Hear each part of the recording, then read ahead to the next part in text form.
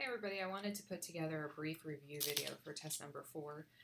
So I'm going to go over the topics and maybe a couple of examples, but this is not all encompassing. You should make sure that you can work the review. The first topic that will be on the test is going to be systems of equations. So you do need to be able to solve a system of equations with two variables. Think something like 6x plus 3y is equal to 51 and 2x minus 6y is equal to 38. Now you will have several systems of equations to solve. You have to solve one of them using a matrix. You get to pick which one, but you have to use at least one using a matrix. So you could do this by elimination. If I were to do it by elimination, I would probably multiply the first equation by 2 and then add them together. But I'm going to do the matrix method just for some practice. So if I'm putting this into a matrix, coefficients 6, 3, and 51, and 2, negative 6, and 38. So when you go into matrix form, your first goal is to create a 1 in that uppermost position. Now if I'm looking at this, my choices are that I could divide this equation by 6 or multiply by 1/6. So my new R1 is going to be 1/6 times my old R1. Going to the next one, that means I have 1 here. 3 over 6 gives me a half for my next position. 51 divided by 6 is 17 over 2. So there's my first equation. And my other one, 2, negative 6, and 38. Continuing on, my next goal is to make it so that I have a 0 below that. So I'm trying to turn this 2 into a 0. In order to do that, I need to add negative 2 to it. So I'm going to multiply that 1 by negative 2 and add them together. So my new equation 2 is going to be negative 2 times R1 plus R2. Adding those together, I'm not touching R1, so I have 1/1/2, 17 over 2. Negative 2 plus 2 gives me 0. Negative 2 times a half is negative 1, plus negative 6 gives me negative 7. And negative 2 times 17 over 2 is negative 17. So negative 17 plus 38 gives me 21. Last part is to create a 1 here. Here. So I want to create a 1 there. And if I'm going to do that, that means that I need to multiply that equation by negative 1/7. So R2 is equal to negative 1/7 R2. Not working with R1, so 1/1/2, 17 over 2. R2, 0. Negative 1/7 times 7 gives me 1. Negative 1/7 times 21. If we're multiplying that, that's like dividing by 7 or negative 7 here, so we get negative 3. As far as this is our solved system, and it gives us an equation here of y is equal to negative 3. If I back substitute it, then the first equation is equal to x plus 1/2 y, and it's equal to 17 over 2. So I can plug y in there. X plus 1/2 times negative 3 is equal to 17 over 2. X minus 3/2. And adding 3/2 to both sides, I get x is equal to 20/2 or x is equal to 10. So my xy solution is 10, negative 3. Now if I were working on a 3-variable system, you will have to solve a 3-variable system. If I'm looking at a matrix solution, then I could have, say, 1, 0, 1, 4, 0, 1, 3, 2, and 0, 0, 1, 8. This is a solved system because of my 1's in the diagonal. So if I put that together, that means that z is equal to 8. The second equation up means that y plus 3z is equal to 2. I can back substitute the z to find y. Continuing on, my first equation says x, because I have 1 in the first column, plus z is equal to 4. So I can go through and find the solution based on this diagonalized matrix. So here, the diagonal version of this matrix, not typically diagonalized. If I'm going through here, it's really solved for me. I'm just back substituting. Things to be on the lookout for, solving by a matrix. If you end up with 1, 3, 2, and 0, 0, 0 as you're going through somewhere, this is an infinite solutions case. So anytime your bottom row eliminates, that means you have an infinite number of solutions. And remember, we express those by saying x is equal to x. And then if I took this first equation, the first equation is x plus 3y is equal to 2. So we solve that equation for y. So 3y is negative x plus 2. Y is equal to negative 1/3 x plus 2/3. So that's the second half of our solution. The other case to be on the lookout for is the no solution case. So in elimination, it turns into like 0 equals 2. Same thing for a matrix. So you could end up with 1, 3, 2, and 0, 0, 1, or something like that. This is a no solution. So be on the lookout for those. All right, topic number 2, you will have to perform partial fractions. Partial fractions we've learned are in 2 types, so you could have type 1 where you have, say, x over x squared minus 5x plus 6. And your first step for these is to factor the denominator, so x over 2 numbers for 6, x minus 6, x plus 1.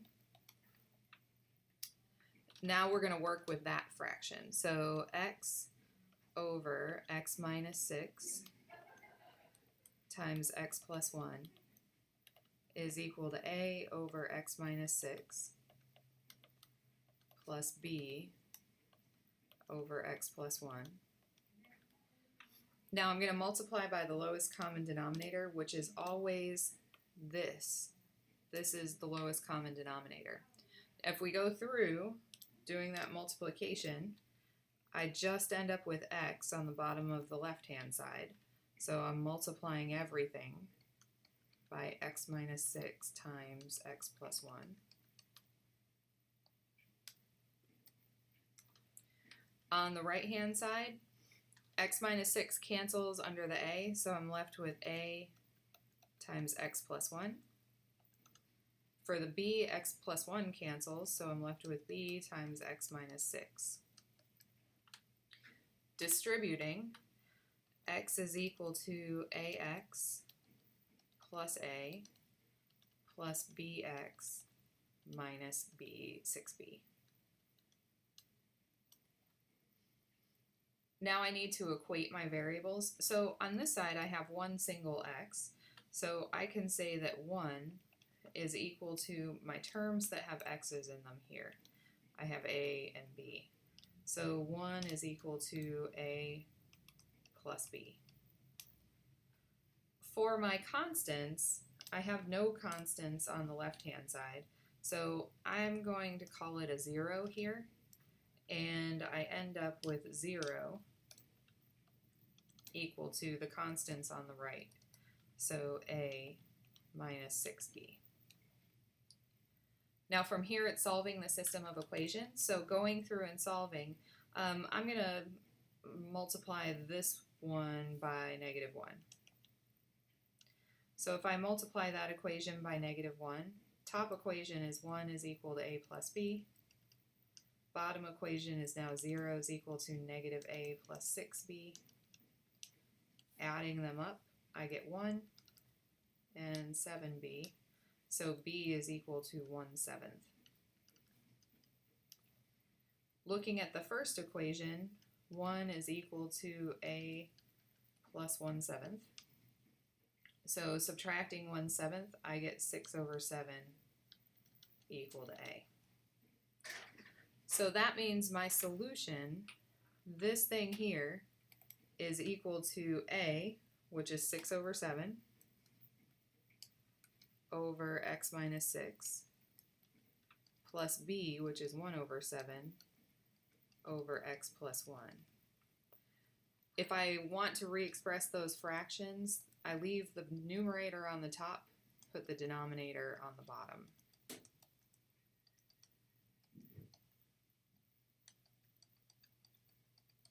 And it looks something like that. Now you will have a type 2 as well. See if that didn't mess me up. You will have a type 2 as well, and your type 2, remember type 2 means that that we are, double check my recording here for a moment.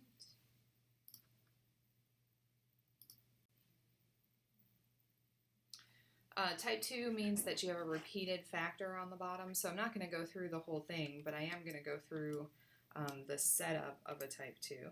So if we are setting up a type 2, those are things that look like, say, 2x plus 1 divided by x cubed plus x squared. We'll leave it as x cubed plus x squared. So if I were going to set this up, factoring our denominator, 2x plus 1, I'm going to factor an x squared out, and I have x squared times x plus 1. So if I'm looking at setting this up, this is going to be a over x, b over the repeat x squared, and c over x plus 1. Everything from here is the same. Multiply by the lowest common denominator, set up your system of equations, and get all the way through. But the difference is the setup there. So you will have to set one of those up and go through the solution. The last part of the test is going to be sequence and series. So there are a number of topics in sequence and series. The first one is that you're going to have to list terms. So there are two types of these. Direct, meaning I'm going to give you the an is equal to something like -1 to the n over n times n minus 1 factorial. So something like this.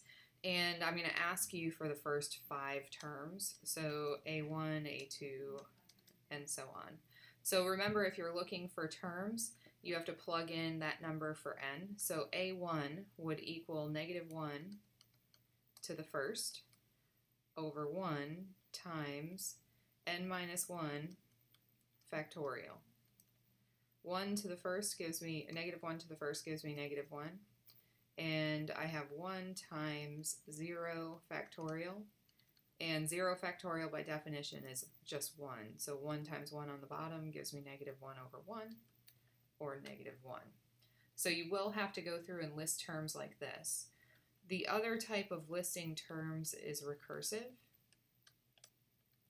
So going through and listing terms recursively means that you're given some, and the others are based on the sum or the one that you're given. So that, let's say that a1 is 3, an is 3 times an minus 1, which means just the term before it, plus 4. So the first term is 3, second term, a2, would equal 3. This means the term prior, so 3 times a1 plus 4 gives me 3 times 3 plus 4. 9 plus 4 gives me 13. Now if I were to go and do a3, then a3 would be 3 times a2 plus 4, or 3 times 13, 39, plus 4 gives me 43.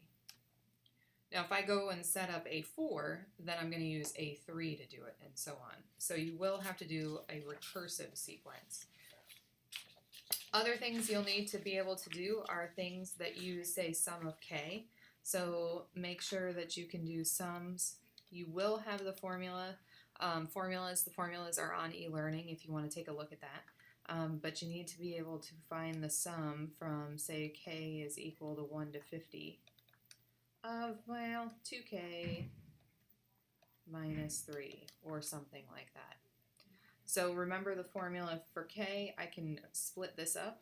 So I can call this the sum. I'm going to leave off the notation. Well, I'll put it on. From k is equal to 1 to 50, bringing the 2 out. And we have the sum from k is equal to 1 to 50 of 3. Implementing the formula, n times n plus 1 over 2. So n is 50, it's your top value.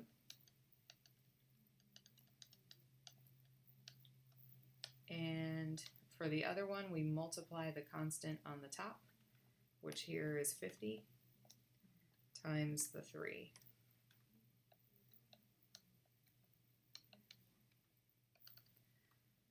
Canceling, I get 25. So 2 times 25 times 51, so I end up with 50 times 51, and minus 150 gives me 2,400 for my total. So you will have to also work with some specific types of sequences, so the arithmetic and the geometric types. Be on the lookout for some summations of those. Remember that if you are working with the arithmetic, then you're dealing with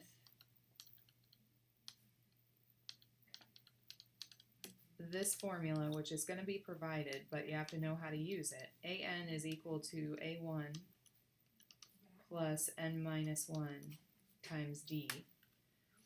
So if I have a sequence that is this type, meaning I'm adding one term, the same thing to get to the next term, like say 1, 5, 9, 13.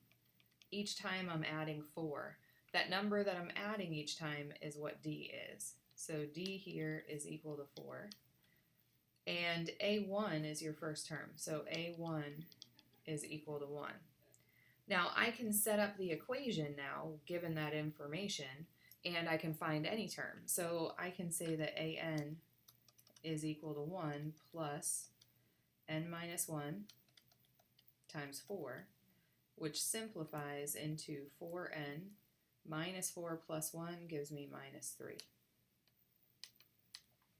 Now I can find the 60th term based on that, or whatever term I need. So a60 would equal 4 times 60 minus 3. 240 minus 3 gives me 237 without having to go and add them all up. Now you do have a sum for this type of sequence too. So if you are going through and doing sums, if I am trying to add up, let's say there's one on the review that I'm going to alter slightly. So negative 5 plus 0 plus 3. Let alter that a little differently. Negative 5 plus 0 plus 5 plus all the way to 255. So from negative 5 to 0, I'm adding 5. From 0 to 5, I'm adding 5. So here my D is equal to 5. My A1 is equal to negative 5. When you're adding up the sum of a first number of terms for this sequence, and this formula is also provided, it's n over 2 times A1 plus AN. So I know what my first term is. This is negative 5. I know what my last term is. This thing is AN. This is 255. What I have to figure out is how many terms this is. So if I use the formula for the arithmetic sequence, then AN, or 255, is equal to A1 plus n minus 1 times D. Simplifying that, 255 divided by 5, adding 5 to it. 255 adding 5 gives me 260. 260 divided by 5 is 52. Adding 1 means that this is the sum of the first 53 terms. Now if I plug in what I know, I have 53 over 2 times A1, negative 5, plus AN, 255. And plugging that in,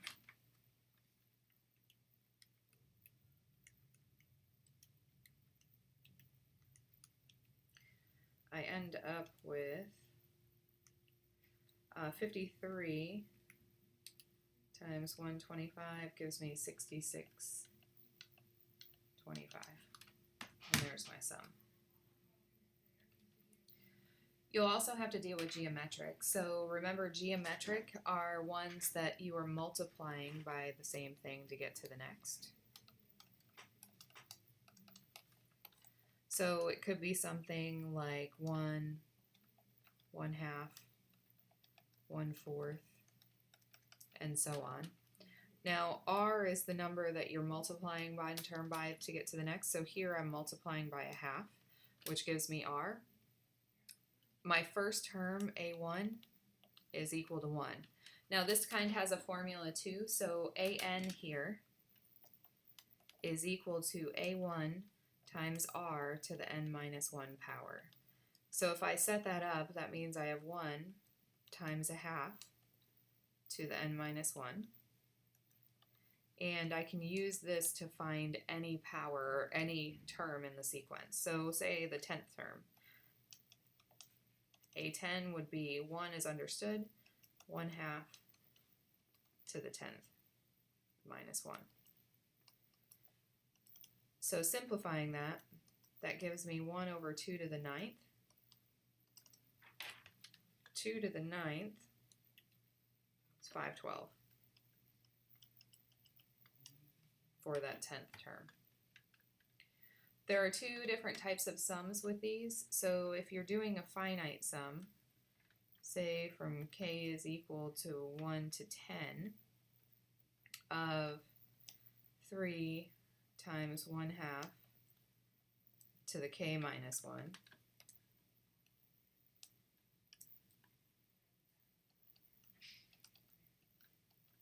this formula here is our formula where it has A1 and 1 minus R to the n over 1 minus R. So practice at least one of these. And the last type is an infinite sum. So k is equal to 1 to infinity, or 0 to infinity, of A1 times R to the k. So remember, this only converges if r is less than 1. And then if it does, then the sum of an infinite number of terms is equal to a1 over 1 minus r. All right, now get practicing, and the test will be next week. If you have any questions, feel free to email, and have a great day.